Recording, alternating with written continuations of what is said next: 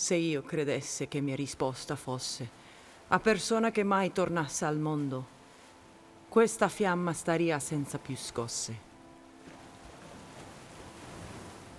Ma perciò che giammai di questo fondo non torno vivo alcun, s'odio il vero, senza tema d'infamia ti rispondo.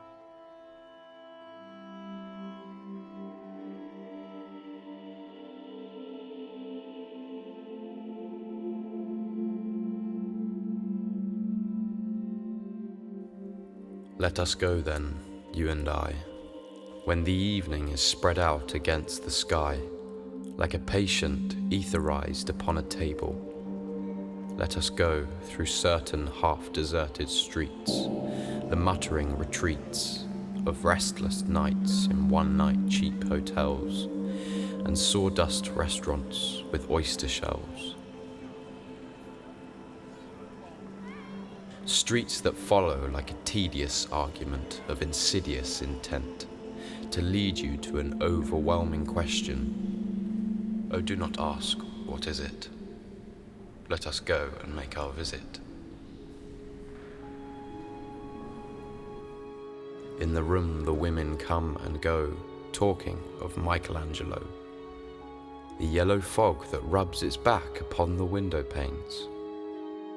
The yellow smoke that rubs its muzzle on the window panes, licked its tongue into the corners of the evening, lingered upon the pools that stand in drains, let fall upon its back the soot that falls from chimneys, slipped by the terrace, made a sudden leap, and seeing that it was a soft October night, curled once about the house and fell asleep.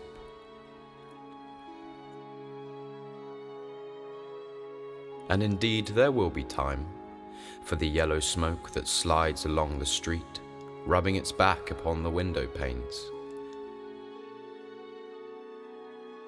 There will be time to prepare a face to meet the faces that you meet. There will be time to murder and create, and time for all the works and days of hands that lift and drop a question on your plate. Time for you, and time for me, and time yet for 100 indecisions, and for 100 visions and revisions, before the taking of a toast and tea.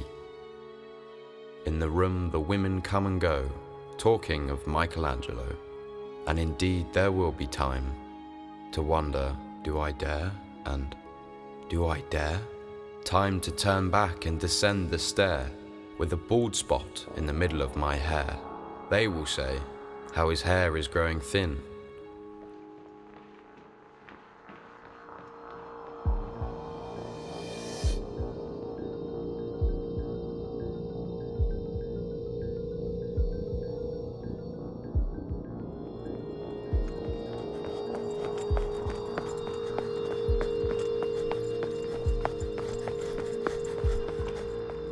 My morning coat, my collar mounting firmly to the chin, my necktie rich and modest, but asserted by a simple pin. They will say, but how his arms and legs are thin.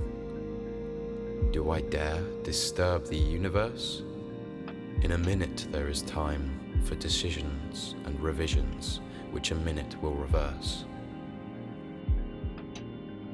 For I have known them all already, known them all, have known the evenings, mornings, afternoons. I have measured out my life with coffee spoons. I know the voices, dying with a dying fall, beneath the music from a farther room. So how should I presume? And I have known the eyes already, known them all. The eyes that fix you in a formulated phrase, and when I am formulated, sprawling on a pin, when I am pinned and wriggling on the wall, then how should I begin to spit out all the butt ends of my days and ways? And how should I presume? And I have known the arms already, known them all, arms that are braceleted and white and bare, but in the lamplight downed with light brown hair. Is it perfume from a dress that makes me so digress? arms that lie along a table, or wrap about a shawl? And should I then presume? And how should I begin? Shall I say, I have gone at dusk through narrow streets and watched the smoke that rises from the pipes of lonely men in shirt sleeves leaning out of windows? I should have been a pair of ragged claws scuttling across the floors of silent seas. And the afternoon, the evening, sleeps so peacefully, smoothed by long fingers, asleep, tired, or it malingers, stretched on the floor here beside you and me. Should I, after tea and cakes and ices, have the strength to force the moment to its crisis? But though I have wept and fasted, wept and prayed, though I have seen my head grown slightly bald, brought in upon a platter, I am no prophet, and here's no great matter. I have seen the moment of my greatness flicker, and I have seen the eternal footman hold my coat and snicker, and in short, I was afraid. And would it have been worth it after all?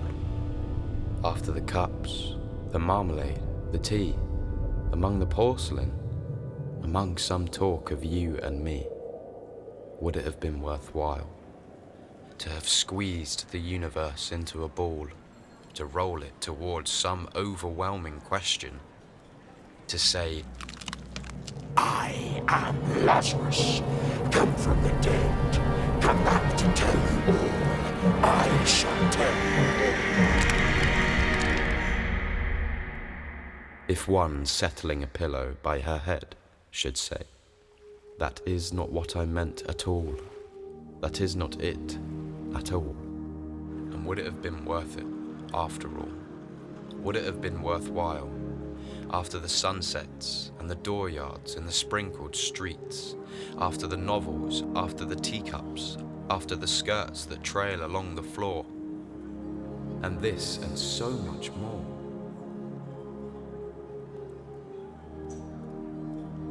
It is impossible to say just what I mean.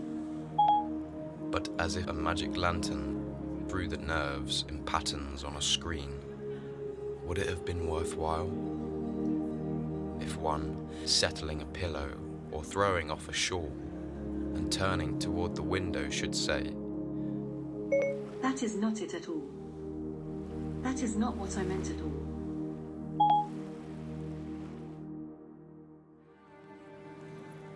No, I am not Prince Hamlet, nor was meant to be. I'm an attendant lord, one that will do, to swell a progress, start a scene or two. Advise the prince, no doubt, an easy tool, deferential, glad to be of use, politic, cautious, and meticulous, full of high sentence, but a bit obtuse. At times, indeed, almost ridiculous, almost, at times, the fool.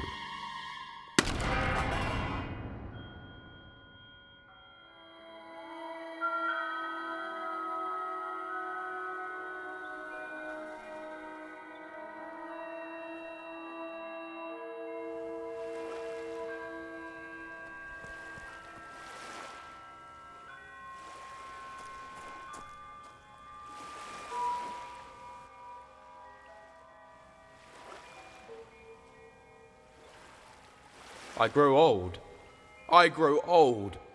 I shall wear the bottoms of my trousers rolled. Shall I part my hair behind? Do I dare to eat a peach? I shall wear white flannel trousers and walk upon the beach. I have heard the mermaids singing, each to each. I do not think that they will sing to me. I have seen them riding seaward on the waves, combing the white hair of the waves blown back when the wind blows the water white and black.